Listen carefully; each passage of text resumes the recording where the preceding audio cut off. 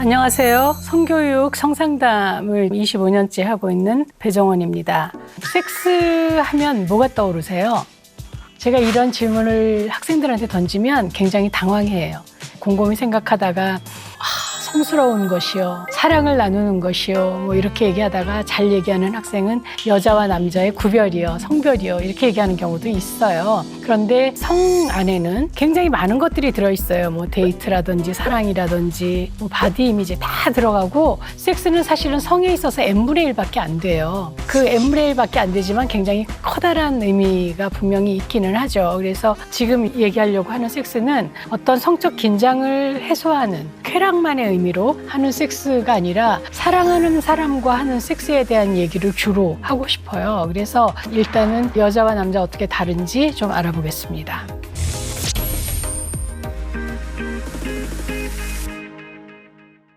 여자와 남자는요, 성기 구조가 다르고 생식하는 방법이 다르기 때문에 성심리가 굉장히 많이 달라졌어요. 남자는 처음 사정을 하고 나서 죽을 때까지 만들어냅니다. 그래서 가슴이 쿵쿵쿵쿵 뛸 때마다 1000개씩 우수수 쏟아진다고 그래요. 그래서 보통 가지고 있는 게 뭐 2억 이상. 한번 사정할 때 2억에서 3억 정도 정자를 내보내는 거죠. 그리고 이거는 계속 만들어내기 때문에 좀 뿌리는 섹스를 한다라고 말할 수 있어요. 왜냐하면 그 파트너가 바뀔수록 더 많은 아이를 가질 수가 있기 때문이죠. 이거는 순전히 생식만 얘기하는 겁니다. 그런데 여자는 한 달에 한 번 난자를 만들잖아요. 그리고 한 번 임신하면 9개월 반 동안은 그 아기를 키워야 되고 아기를 낳아야 하는 숙명을 가지고 있기 때문에 여자는 상대를 고를 때 남자보다 훨씬 더 신중할 수밖에 없어요.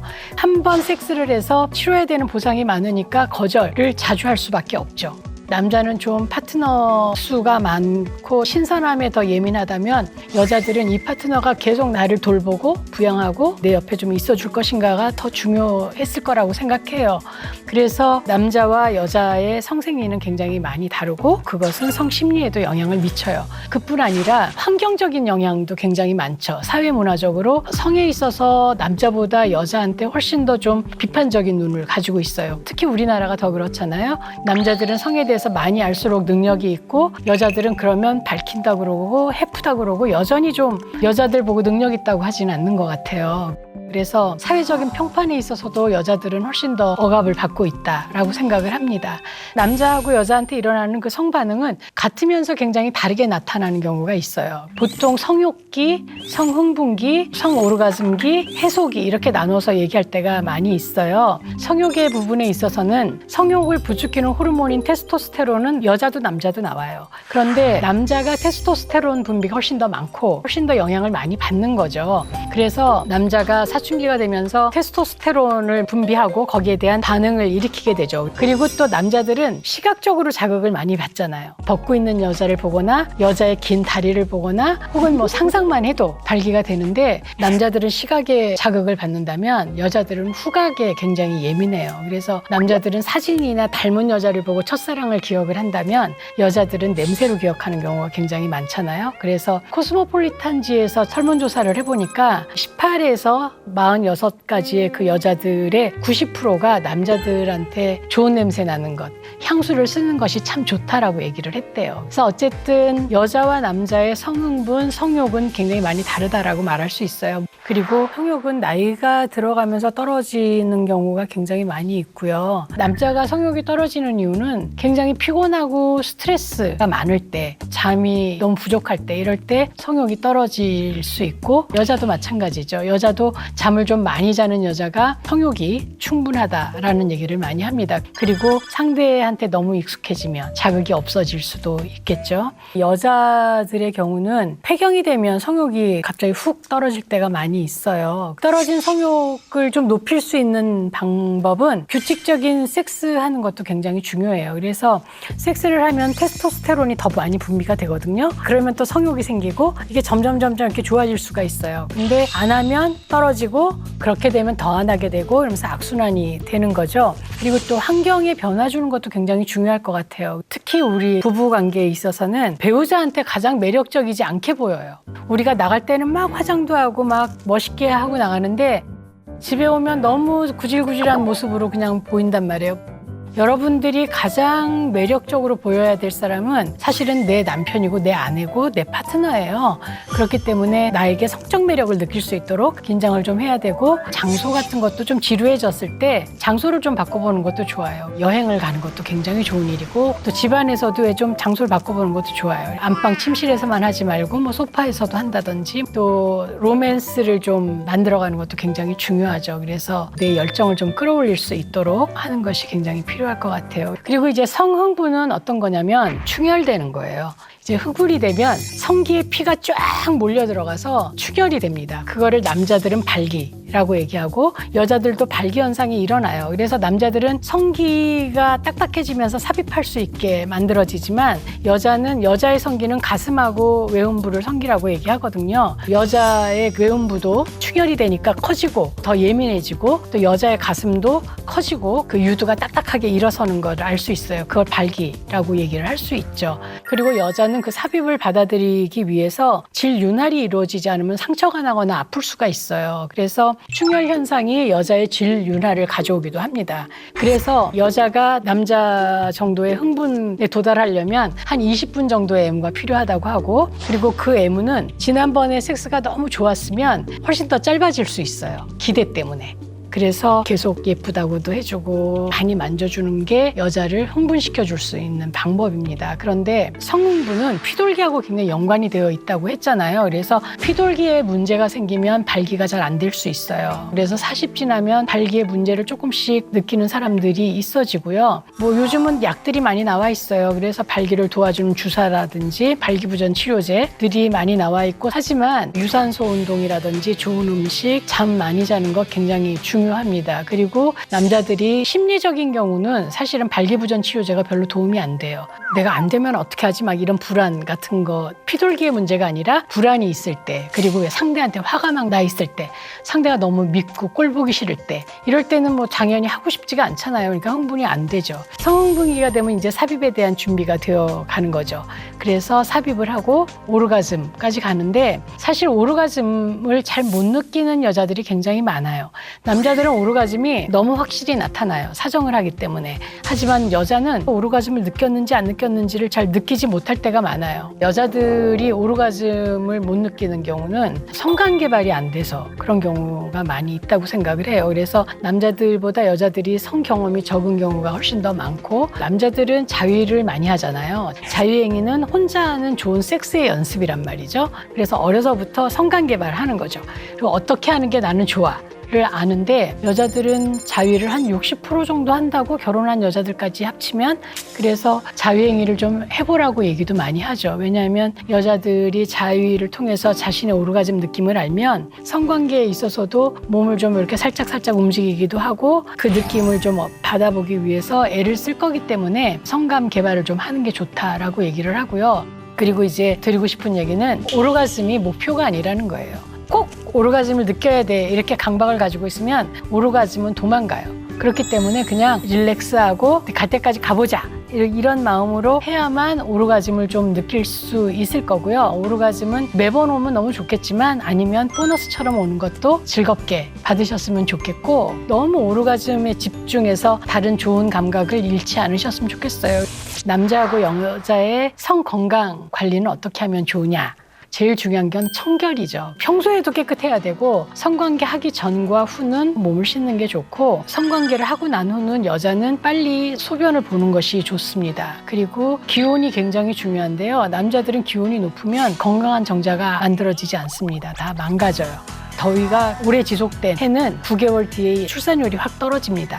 그래서 남자는 좀 시원하게 할 필요가 있어요. 특히 성기 부분은 시원하게 할 필요가 있어서, 반신욕이나 사우나를 좋아하시는 분들은 나올 때 좀 냉수로 마사지를 좀 하는 것이 좋고, 평소에 좀 끼지 않는 옷 시원하게 해주는 게 좋고요. 여자는 반대로 따뜻하게 해주는 게 굉장히 중요합니다. 그리고 너무 차가운 음료를 많이 마시지 않는 게 좋아요. 그렇게 차가우면 월경할 때도 굉장히 힘들 때가 많아서, 여자들은 좀 따뜻하게 하는 게 중요하고, 남자들은 시원하게 하는 게 중요하고, 그리고 규칙적인 의학검진도 중요하겠죠. 그래서 여자들은 월경 시작하고 한 1년 정도 되면 월경 주기가 세팅이 돼요. 28일 주기, 31일 주기 이렇게 되는데, 그때쯤 되면 병원에 좀 가보는 게 좋아요. 내 난소가 건강한지를 좀 검진을 하는 게 좋거든요. 그래서 처음 검진할 때는 이제 막 겁들을 내는데 월경하고 한 1년 정도 지난 청소년들은 성관계를 안 했다라는 전제에서 하기 때문에 초음파로 위에서 이렇게 할 때가 많아요. 그래서 겁내지 마시고 좀 검진을 받으시는 게 좋겠다는 생각이 듭니다. 안녕하세요. 산부인과 의사 권소영입니다. 뭐라고? 당신이 내 아버지라고? 역시 한국 막장 드라마 소재로 출생의 비밀을 빼놓을 순 없죠. 거기 나오는 커플들은 하룻밤만 자면 다 100% 임신. 그러면 시청자들은 왜 피임을 안 하는 거야? 제발 노콘 노색 모르냐고 외치면서 분노하죠. 사람들이 산부인과를 찾는 이유는 정말 다양하지만 그중에 원치 않는 임신으로 찾아오는 경우가 아직도 많습니다. 나이가 어려서 미숙해서 피임에 실패했다? 절대로 아니에요. 실제로 중학생 아들을 둔 어머니조차 피임을 못해서 산부인과를 찾아옵니다. 그리고는 저한테 묻죠. 저 피임기구 삽입했는데 왜 임신이 됐을까요? 우리는 성인이 된 이후로 끊임없이 피임을 하고 있어요. 하지만 그 세월과 경험이 피임의 성공률을 높여주지는 못합니다. 왜냐? 제대로 피임하는 방법을 모르니까. 먼저 더 이상 임신을 원치 않는다. 그러면 영구 피임 방법이 있겠죠. 정관수술, 난관수술인데 피임 실패율이 가장 낮은 방법입니다. 하지만 이건 출산을 더 이상 안 하는 경우에만 하는 거지 지금 막 한창 막 뜨거운 20대, 30대가 쉽게 선택할 수 있는 방법은 아니겠죠. 묶었다 풀면 되지? 라고 생각하고 시술하시면 절대로 안 됩니다.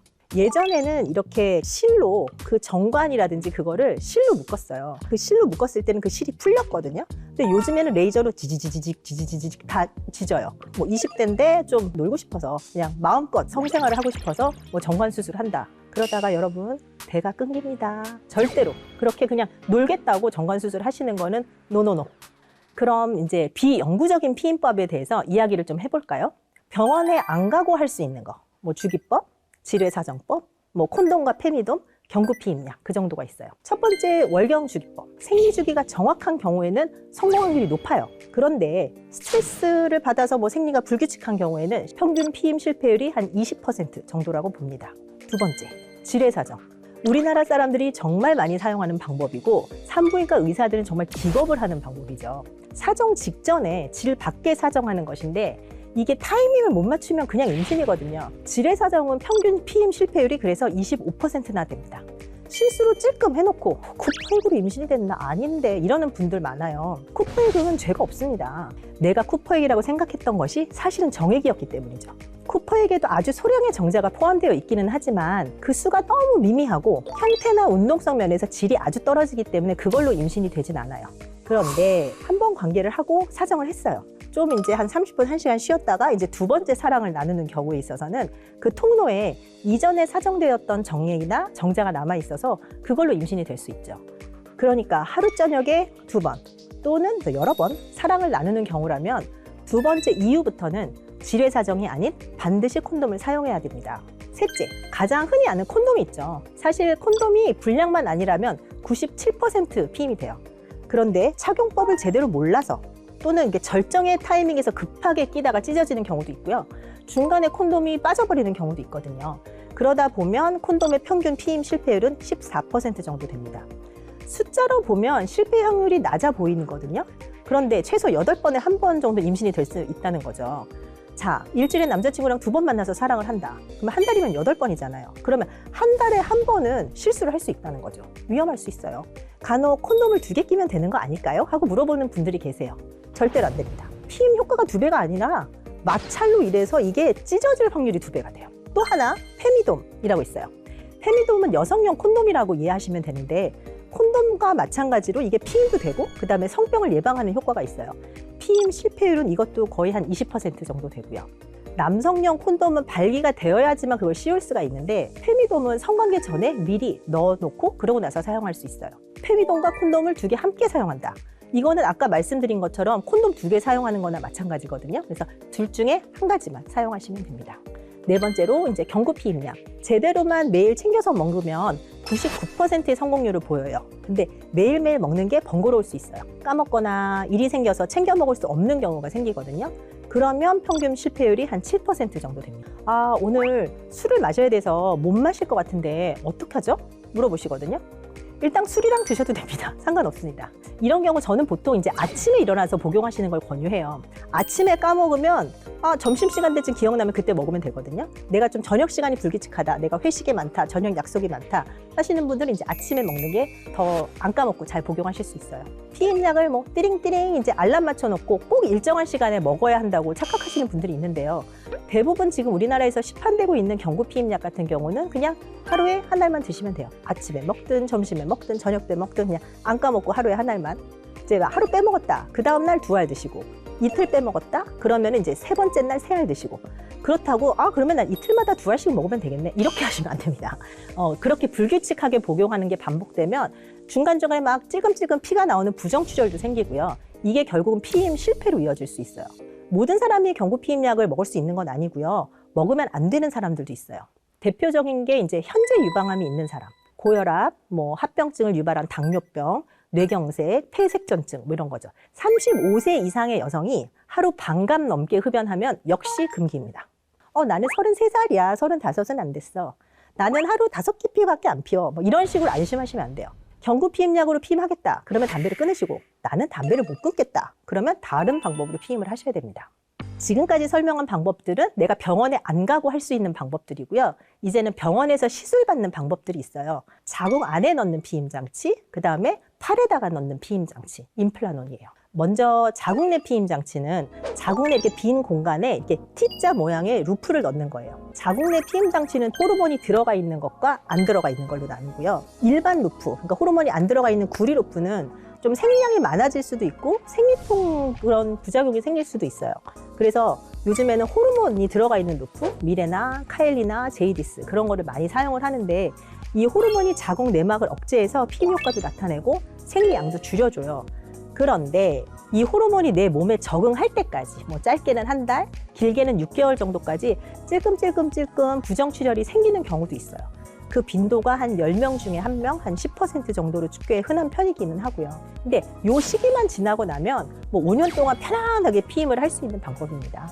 다음은 임플라논으로 피임하는 방법이에요. 임플라논은 작은 성냥개비 그런 모양의 임플란트를 팔 안쪽에 여기 안녕살 있는데 거기다가 바로 밑에 이식하는 방법인데요. 뭐 살을 찢고 넣고 뭐 꿰매고 뭐 이러는 건 아니고 주사기처럼 이렇게 쏘는 거거든요. 그래서 흉터를 걱정하실 필요는 없어요. 유지기간은 3년이고 피임 성공률은 이것도 99%라고 보시면 됩니다. 자궁 내 피임 장치나 팔에 하는 거는 내가 잘하거나 말거나 성공률은 그냥 99%예요. 무조건 그냥 잘 되는 거예요. 그런데 꼭 기억하셔야 될 부분은 영구적인 건 아니라는 거죠. 맨 처음에 제가 말씀드렸죠. 중학생 엄마의 임신. 이분은 루프 끼고 나서 10년이 지나셨어요. 이게 유효기간이 5년이거든요. 근데 10년을 그냥 끼고 그냥 병원에 안 오신 거예요. 그랬는데 10년 만에 임신이 되신 거죠. 와서 왜 임신이 됐냐고 저한테 물어보시는 거예요. 환자분, 유효기간이 지났습니다. 이외의 피임 방법으로는 누바링이라고 하는 것도 있고 배에다가 주사 맞는 뭐 피임 주사 사야나라는 것들도 있는데 우리나라에서는 거의 시판되어 있지 않고 그 다음에 이제 정자를 죽이는 살정제를 사용하는 방법이 있는데 이게 정자를 죽일 정도면 질벽이라든지 방광벽이라든지 그런 데도 되게 자극이 많겠죠. 그래서 방광염이나 질염 등의 부작용이 많아서 이 역시 많이 사용되진 않습니다.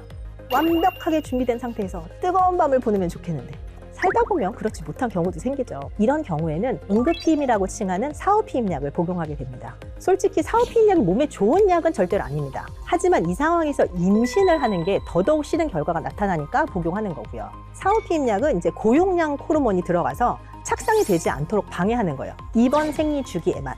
그 효과가 몇 달씩 가는 거는 아니에요. 그리고 아무리 빨리 복용해도 피임 효과가 100% 되는 건 아닙니다. 대개는 하루 이내, 24시간 이내 복용하시면 95%, 48시간 이내 복용하시면 85% 정도로 생각하시면 됩니다. 한 번 먹는다고 불임이 되고 생리불순이 되는 그런 무서운 약은 아니니까 필요한 상황에서는 안심하고 복용하셨으면 좋겠습니다. 지금까지 제가 여러 가지 피임 방법을 소개해드렸는데요. 여러 가지 면에서 봤을 때 산부인과 의사들이 제일 많이 추천하는 건 경구 피임약 또는 호르몬이 들어있는 자궁 내 피임 장치 미레나 아마 2가지일 것입니다. 콘돔은 그냥 성병 예방을 위해서 그냥 디폴트로 들어가는 방법이죠. 정말 우리 커플끼리만, 우리 부부끼리만 관계한다면 뺄 수는 있겠지만요. 더 이상 말은 안 하겠습니다. 피임법의 선택은 내가 성관계를 하는 빈도, 그 다음에 피임을 하고자 하는 기간, 그렇게 따라서 선택을 하게 돼요. 내가 뭐 한두 달에 뭐 어쩌다 한두 번 성관계를 한다. 그러면 콘돔을 사용하는 게 제일 비용 면에서는 경제적이겠죠. 자주 있는 게 아니라면 이제 배란기를 피하는 주기법도 함께 사용하고. 그래서 주기법, 뭐 콘돔, 지뢰사정, 쓰리콤보. 물론 이 세 가지 방법이 다 실패율이 높아요. 실패율이 높은데 실패율이 높은 거를 그래도 세 개를 합쳐놓으면 피임 확률을 높일 수는 있을 것입니다. 관계하는 횟수가 뭐 일주일에 한두 번 정도 된다면 쓰리콤보도 위험해요. 이때부터는 뭐 경구 피임약이나 임플라논 같이 피하에 넣는 피임 방법, 미레나처럼 자궁 안에 넣는 피임 장치를 두 분 상의하시고 활용하실 것을 권해드려요.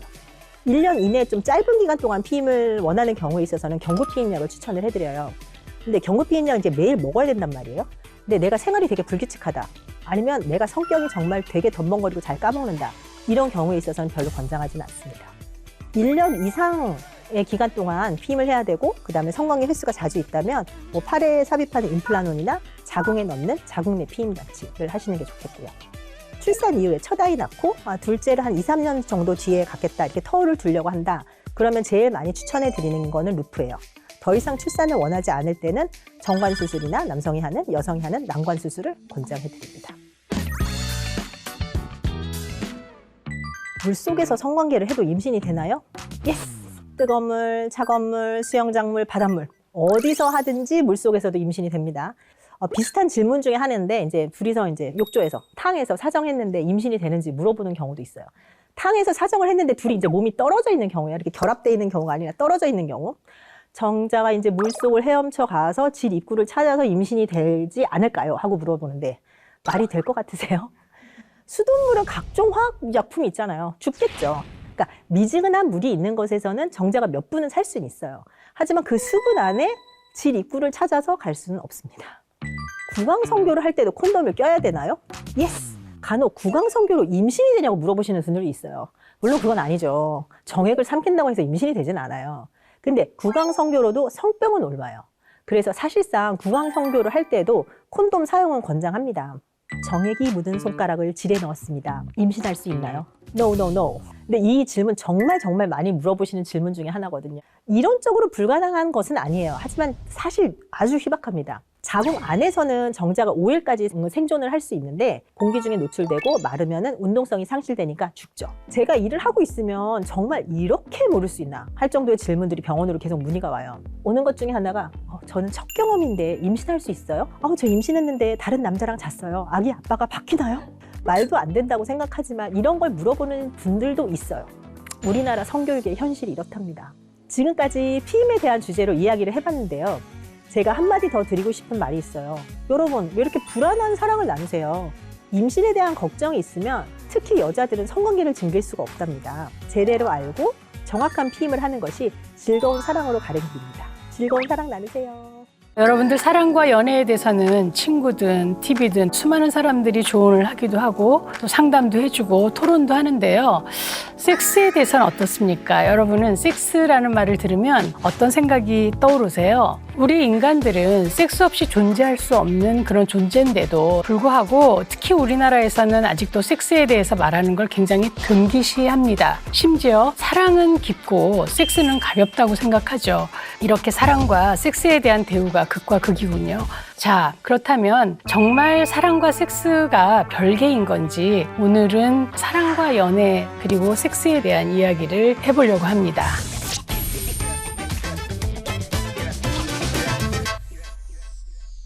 사랑은 무엇일까요? 여러분, 사랑에 대한 굉장히 많은 정의가 있었어요. 그런데 저는 미스터 선샤인인가? 거기서 그 남주인공과 여주인공이 얘기하는 사랑에 대한 정의가 참 인상적이었거든요. 거기서 여주인공이 러브가 무엇이오? 이렇게 물어보잖아요.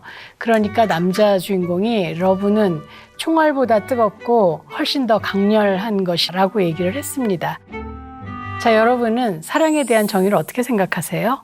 먼저 얘기를 시작하기 전에 열정과 사랑을 좀 구별해 볼 필요가 있을 것 같습니다. 여러분, 상대를 볼 때 사랑에 빠지면 그 사람이 하는 모든 행동이 좋아 보이고 가슴이 뛰고 전화기 옆에 계속 붙어 있고 또 연락이 안 오면 전화기가 고장난 것 같은지 계속 확인하고 이런 감정을 느껴보셨을 거예요. 주로 사랑의 도입 단계에서 일어나는 우리들의 마음인데 그건 사실은 열정이라고 말할 수 있습니다. 그래서 이 열정은 사랑이 시작될 시작되는 도입의 한 단계이기는 하지만 사랑 전부라고는 볼 수 없어요. 여러분들 흔히 그런 얘기 많이 들어보셨을 거예요. 사랑의 유효기간은 6개월, 길면 3년 뭐 이런 얘기를 하고 뭐 예전에는 상대가 머리를 안 감고 굉장히 떡이 져서 나와도 외모에 신경을 안 쓰는 소탈한 사람이구나 이렇게 생각을 했는데 그게 아니고 게으른 거였어. 지저분한 거였어. 이런 단점이 보이는 그 순간들이 사랑이 식었다기보다는 그때부터 나는 그 사람과 진정한 사랑을 시작할 수 있는 시기라는 거죠. 그래서 진정한 사랑이란 상대에 대한 내 콧깍지가 벗어지는 그 순간, 상대의 단점이 보이지만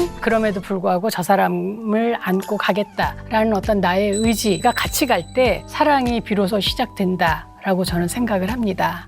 그러면 사랑과 섹스의 관계는 어떨까요? 사랑과 섹스는 굉장히 가깝습니다. 오래전에는 사랑이 시작되고 한참 지나야 섹스가 시작이 됐죠. 그래서 뭐 손잡기도 6개월, 1년이 걸리는 그런 경우도 있었고 손을 잡으면 이 손잡은 사람과 결혼해야 된다라는 시기도 있었어요. 그런데 요즘은 섹스에서 사랑이 시작되는 경우도 굉장히 많이 있더라고요. 그래서 사랑과 섹스가 거의 동시 출발인 경우가 많아서 현대에서는 사랑과 섹스에 대한 관계를 더 많이 생각해 봐야 하고 유심히 봐야 될 필요가 있습니다.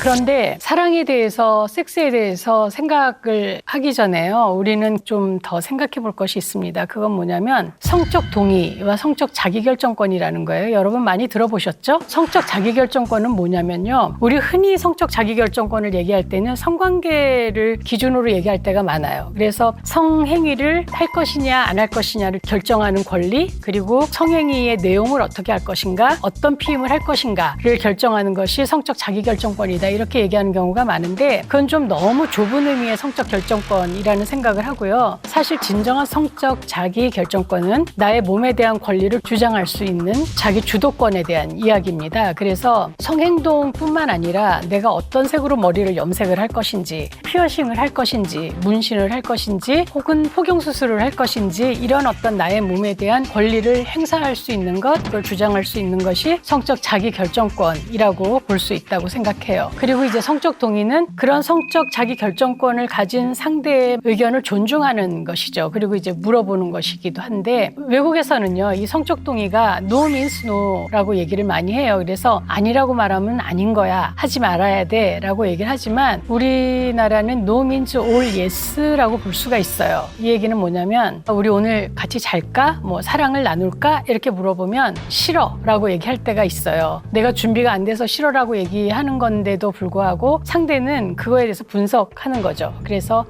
처음부터 좋다고 할 수는 없지, 한번 튕기는 걸 거야, 이럴 땐 그냥 밀고 나가야지 이렇게 생각하는 경우도 있고, 또 아무 말도 안 하면 말을 안 하는 건 동의지 라고 생각할 수도 있어요. 싫다고 했건 말을 안 하건 예스라고 했건 전부 다 동의가 되는 경우가 많죠. 하지만 사실은 성행위를 개시했을 때도 지금은 아니라고 생각하면 그때도 노를 할 수 있고, 그리고 그 노가 받아들여져야 한다라고 생각을 해요. 그리고 한편으로는 자기는 별로 원하지 않았는데 상대가 손을 잡았다는 거예요. 근데 이제 이러면 손을 살짝 빼거나 혹은 싫다고 얘기를 해야 되는데 그러면 상대가 너무 무안할 것 같아서 그냥 손을 잡고 다녔다라는 얘기를 많이 하던데, 자신의 태도를 분명하게 보여주는 것이 상대를 배려하고 존중하는 길이기도 합니다. 자, 그러면 우리나라는 성적 동의에 대한 연습이 참 안 돼 있는 나라라고 할 수 있습니다. 그런데 외국은 특히 이제 스웨덴 같이 굉장히 인권에 대해서 예민한 나라들은 no means no가 아니라 yes means yes로 가고 있어요. 이 얘기는 뭐냐면 no means no는 누군가가 먼저 제의를 했을 때 거기에 대한 거절을 하는 것이기 때문에 굉장히 수동적이라고 보는 거예요. 그래서 yes means yes는 내가 하고 싶어 라는 얘기를 하는 것이기 때문에 훨씬 더 자발성이 있다라고 보는 것이고, 내가 먼저 하고 싶으면 하고 싶다고 말할 수 있는 권리가 바로 성적 자기결정권을 더 자유롭고 자율적으로 사용하는 것이라고 볼 수 있죠. 그래서 이거는 사회적인 여러 가지 분위기가 바뀌어야 된다라는 생각은 들어요. 성은 야하고 숨겨야 하고 뭐 이런 거라고 생각하는 그런 의식들이 좀 바뀌면 성적 동의에 대해서도 쉽게 얘기할 수 있을 것 같고, 아주 어려서부터 싫다고 말할 때 들어주는, 인정해주는 그런 훈련들이 있어야만 커서도 성적 동의를 할 수 있겠죠.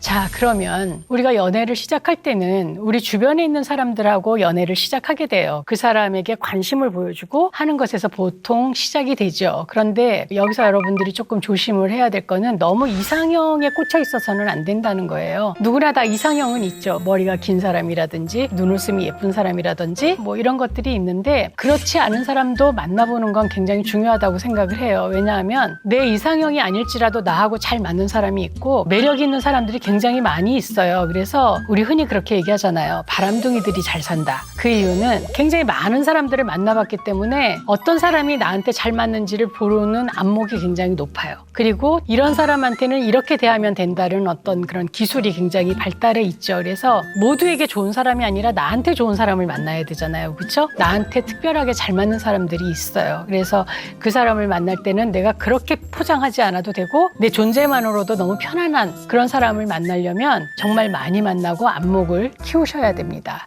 그리고 이제 파트너를 만날 때 좀 고려해 봐야 될 사항이 있죠. 제일 필요한 거는 가치관이 좀 맞는지 봐야 돼요. 어떤 것들을 봐야 되냐면 인생을 사는 목표라든지 사람을 만나는 방식이라든지 혹은 사랑에 대한 가치관, 결혼에 대한 가치관, 또 일에 대한 가치관, 돈에 대한 가치관, 그리고 조금 더 관계가 깊어진다면 아이, 육아하는 것에 대한 가치관, 뭐 이런 가치관들에 대해서 이야기를 많이 나눠보는 것이 좋다라고 생각을 합니다. 그리고 어떤 사람들은 뭐 성격이 안 맞아서 헤어져요. 이런 얘기를 많이 하는데 사실은 성격보다는 가치관인 경우가 굉장히 많아요. 그래서 성격이 다르면 달라서 재미있고 성격이 같으면 같아서 좋은 그런 경우가 많이 있거든요. 그렇기 때문에 가치관이 맞는 것이 굉장히 중요하고 반면에 폭력적이거나 폭언을 많이 하는 사람은 좀 조심하는 게 좋습니다. 그래서 화를 내는 것도 어떻게 내는지 좀 볼 필요가 있어요. 바람을 좀 한 번쯤은 맞춰보는 것도 좋고요. 왜냐하면 이 사람이 내 얘기를 충분히 듣고 늦을만 했어 라고 생각하면 이해하는 사람인지 아니면 무조건 나를 기다리게 했고 뭐 이러면서 화를 내고 그냥 가버리는 사람인지를 좀 볼 필요가 있고요. 여러 사람하고 등산 같은 것도 같이 가보라고 저는 얘기를 해요. 혼자만 쑥 올라가는 사람인지 아니면 뒤에 떨어지는 사람들을 챙기면서 올라가는 사람인지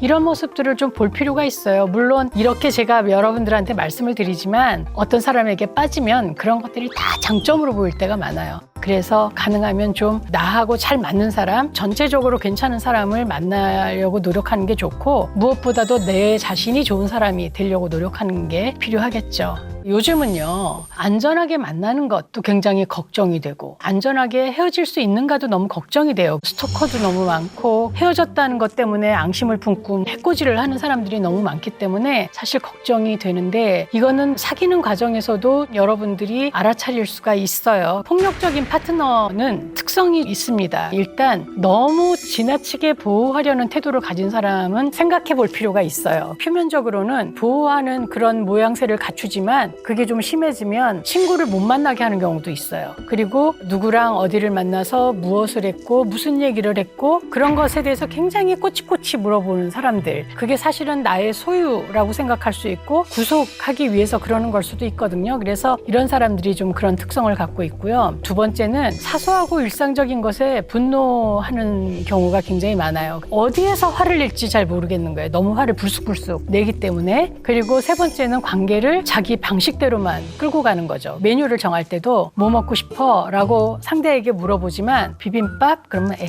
그거는 별로. 냉면? 아유 차가워. 결국은 답정너인 사람, 그런 사람들은 소통하는 방식을 모를 수도 있지만 해보다 안 되면 이거는 너무 자기 위주인 경우이기 때문에 힘들어질 겁니다. 그리고 네 번째는 여러 가지 사안에 대해서 너무 부정적이거나 비판적인 태도를 보이는 거예요. 아주 최악은 내가 사랑하는 사람인데도 불구하고 그 외모에 대해서 되게 부정적인 코멘트를 하는 경우가 있어요. 이제 옷을 사러 가면 뭐 나 예뻐? 어때? 어울려? 뭐 이렇게 얘기하면 야, 그 얼굴에 뭐가 어울리겠니? 농담같이 하지만 굉장히 상대를 기분 나쁘게 만드는 코멘트라든지 제일 나쁜 거는 나를 조롱하는 거죠. 이 폭력적이라는 건 꼭 때리는 것만이 아니라 말로도 폭력을 쓸 수 있죠. 욕을 한다, 이것도 폭력이지만 상대를 너무 비난하고 몰아붙이는 경우도 있어요. 그런 것도 굉장히 폭력적인 거고 주로 이 말로의 폭력은 사실은 남자보다 여자가 많이 하죠. 그리고 상황을 불안하게 하는 것도 굉장히 폭력적이에요. 그래서 뭐 나를 때리지는 않지만 뭘 집어던진다든지 일어나면서 의자를 탁 팽개치면서 일어난다든지 문을 쾅 닫고 들어간다든지 이러면 굉장히 사람이 불안해지잖아요. 그런 것들이 폭력이거든요. 그래서 우리는 폭력에 대해서 훨씬 더 예민해질 필요가 있습니다. 자, 그래서 이렇게 폭력적인 파트너는 사랑의 힘으로 고치기가 어렵고 전문 상담을 받거나 어떤 행동 치료를 좀 받는 것이 좋고요. 그리고 만약에 이 사람하고 다툼 관계가 일어나면 안전한 장소로 좀 가는 게 좋아요. 그래서 이렇게 막혀 있는 곳으로 가지 않는 게 좋고, 그리고 평소에 도움받을 수 있는 사람을 좀 리스트를 만들어서 내가 위급하면 짜장면이 먹고 싶어라고 친다든지 이런 어떤 암호 같은 거를 정해서 알려주는 게 좋은데, 이렇게까지 하면서 만날 필요는 없겠죠. 제일 좋은 거는 그냥 헤어지는 게 좋을 것 같아요. 그렇죠? 그래서 내가 폭력적이지 않아야 하고 폭력적인 사람을 가려내는 눈도 굉장히 필요하다라는 생각이 듭니다. 그리고 혹시 당하면 경찰이나 뭐 이런 도움을 받을 수도 있을 거고, 참고 있지 말고 의학적인 조치를 반드시 취해야 된다라는 겁니다. 학생들이 저한테 물어볼 때가 참 많아요. 선생님, 남자친구랑 사귄 지 지금 3개월이 됐는데요. 언제쯤 하면 좋을까요? 이렇게 물어봐요. 그러면 제가 학생한테 물어보죠. 내가 다음 주 화요일쯤이 좋겠어. 6시쯤 해봐. 이렇게 얘기를 하면 하겠어? 이렇게 물어봐요. 그거는 자기가 정하는 거죠. 자기가 정하는데 정말 무슨 본능이나 욕구 때문이 아니라 사랑하면 그 상대에 대해서 알고 싶고 그 사람을 만지고 싶고 그 사람을 안고 싶기 때문이죠. 그래서 첫 경험이 일어나는 경우가 굉장에 많습니다. 인생에 있어서의 첫 경험은 정말 딱 한 번이에요. 처녀성을 잃는다 이런 문제가 아니라 어떤 새로운 사람을 만나서 하는 건 뭐든지 다 첫 경험이고, 실제로는 하던 사람과 하는 것도 매번 첫 경험 같이 해야 된다라고 생각을 해요. 그래서 어쨌든 인생에서 한 번밖에 없는 그 첫 경험은 행복하게 했으면 좋겠다는 생각이 들어요. 그래서 여러분들이 준비 없는 섹스를 했을 때는 여러 가지가 문제가 되는데, 일단 굉장히 후회가 되겠죠. 그리고 알 수 없는 죄책감 같은 게 들고, 원치 않는 임신에 대한 걱정, 또 성병, 그래서 오히려 관계가 악화되기도 합니다. 그렇기 때문에 섹스를 하기 전에 여러분들이 좀 생각해 봐야 될 것들은, 나는 파트너를 사랑하나? 파트너 역시 나를 사랑하나? 좀 생각을 해봐야 될 것 같아요. 근데 또 어떤 사람들은 그렇게 얘기해요. 아, 요즘 누가 섹스를 사랑만으로 합니까? 라고 얘기하지만, 우리가 지금 여기서 얘기하는 건 사랑과 같이 가는 섹스, 연애 안에서의 섹스를 얘기하는 거니까 몸만 만나는 것이 아니라 정말 내가 저 사람을 사랑해서 우린 섹스를 하는 거지, 나를 정말 좋아하고 나를 아끼기 때문에 나하고 섹스하고 싶어 하는 거지 라는 확신이 좀 들어야 될 것 같아요. 그리고 언제든지 마음이 막히면 노할 수 있고 상대가 그것을 받아들일 수 있다는 확신이 좀 필요하겠죠. 그리고 성병이나 원치 않는 임신을 하지 않을 준비를 좀 하는 것이 내가 몰입할 수 있을 겁니다. 그리고 제일 중요한 거는 파트너나 친구들의 부추김 때문에 하는 게 아닌가를 좀 생각하셔야 돼요. 보면 왜 친구들이, 야, 너 아직 키스도 안 했니? 야, 너 아직 성관계도 안 했어? 그 사람이 널 덜 좋아하는 거 아니야? 막 이렇게 생각해갖고 나는 준비도 안 되고 그랬는데 하는 경우가 있거든요. 그러면 정말 후회합니다. 그리고 이 요구를 거절을 하면 쟤랑 헤어질지도 몰라 라는 불안 때문에 원하지 않는 섹스를 하는 게 아닌가 또 생각을 해봐야 된다고 생각해요. 그래서 물론 너무 오래 기다리게 하면 그 사람이 떠나겠지만, 적어도 나의 기준이라든지 그 사람을 얼마만큼 좀 안 다음에 섹스를 시작하는 게 좋습니다. 사랑은 시작부터 잘 헤어지는 것까지가 사랑의 과정이라고 생각을 하고요. 헤어지긴 참 쉽지 않아요. 근데 보면 이별에 대해서 너무 많은 환상을 갖고 있어요. 그래서 막 아름다운 이별 막 이렇게 얘기하잖아요. 아름다운 이별이 어디 있어요? 다 끔찍하지. 사랑하는 사람을 잃는 순간인데 그게 아름다울 수가 있나요? 어떻게 포장을 하든. 그래서 어떤 사람들은 디데이를 정해놓고 해줄 수 있는 모든 걸 다 해주는 거죠. 그리고 나서 이제 헤어진다. 정말 병 주고 약 주는 그런 건데 의외로 많아요. 제가 상담을 해도 남학생들이 그런 거에 대한 욕심을 좀 부리는 경우가 많이 있는데, 헤어질 때는 단호하고 짧게 헤어지는 게 전 좋다고 생각을 해요. 길수록 힘들어요. 그렇기 때문에 일단 헤어지기 전에 생각을 많이 해야 되겠죠. 우리 정말 헤어져야 해? 정말 이건 안 되는 거야? 헤어질 수밖에 없다면 결정을 내리고 얘기를 해야죠. 내가 먼저 헤어지자고 한다고 해서 내가 나쁜 사람이 아니에요. 그것 때문에 사실 말 못하고 질질질질 끄는 경우가 많은데, 그 사람을 사랑하지도 않으면서 속이는 관계를 계속하는 것보다는 오히려 어쩌면 그 사람보다 먼저 우리 관계에 대해서 객관적으로 계속 더 깊이 성찰해봤다라는 증거일 수도 있죠. 물론 뭐 기분 때문에 싫어 그만 만나 이게 아니라 아무리 생각해도 안 되겠어 인 경우인 거죠. 그래서 이제 어떻게 헤어질까를 좀 결정해야 되죠. 어디서 헤어질까? 헤어질 때는 공공장소에서 헤어지는 게 좋아요. 우리는 헤어지면 상대가 울 수도 있고 나도 울 수 있고 소란해질 수도 있기 때문에 좀 조용한 곳에서 헤어져야지라고 생각하는데 남의 도움을 못 받을 수도 있어요. 문제가 심각해질 수도 있단 말이죠. 그래서 카페가 제일 좋은 것 같아요. 더 좋은 거는 선불하는 곳이 더 좋아요. 언제라도 일어서서 나올 수 있게 주인에 의해서 잡히지 않도록. 그리고 기회를 주지 말라는 거예요. 한번 헤어지자고 얘기했으면 그 헤어졌던 사람하고 다시 만나려면 그 문제가 해결됐는지를 봐야 돼요. 그리고 그 문제를 해결하기 위해서 정말 애써야 된다는 거죠. 하지만 이게 안 되는 경우가 많아요. 그리고 관계를 정리를 하면 만나지 말아야 돼요. 그런 사람들 굉장히 많아요. 우리가 헤어지기는 하지만 참 좋은 사람이야. 친구로 만나자. 이렇게 얘기하는 경우가 많은데 어제의 인은 오늘의 친구가 될 수가 없죠. 적어도 그 사람을 보고 가슴이 뛰지 않아야 돼요. 그래야만 친구로 만날 수 있습니다. 그리고 너무 힘들면 전문 상담가나 주변의 합리적인 어른하고 이야기를 좀 털어놓을 수 있으면 좋겠고 마약이나 약 혹은 알코올 이런 거에 너무 의존하지 말라는 거예요. 헤어지면 사랑한 만큼 아플 거예요. 그거를 인정하고 나를 위해서 그동안 못했던 어학, 영어를 공부한다든지 책들을 읽는다든지 이렇게 나를 좀 업그레이드 시키는 그런 프로그램 좀 하는 게 좋고 이렇게 헤어졌다고 내 생이 끝나는 게 아니라는 거. 나는 계속 갈 것이고 좋은 사람으로 살 거라는 거. 그리고 너무 힘들면 봉사하는 것도 좋아요. 스킨십이 많은 봉사가 좀 빨리 치유되는 것 같습니다. 그래서 사랑에 대한 얘기를 했는데요. 정말 좋은 사랑이라는 게 뭘까요? 그 사랑이 끝난 후에 내가 좀 더 나은 사람이 되어 있다면 좋은 사랑이었겠죠? 사랑은 쉽지 않아요. 그냥 우리는 사랑에 참 쉽게 빠지지만 그 사랑을 계속 유지하고 좋은 사랑으로 계속 가려면 정말 끝없이 업그레이드하고 노력하지 않으면 되지 않습니다. 한번 해보시기 바랍니다.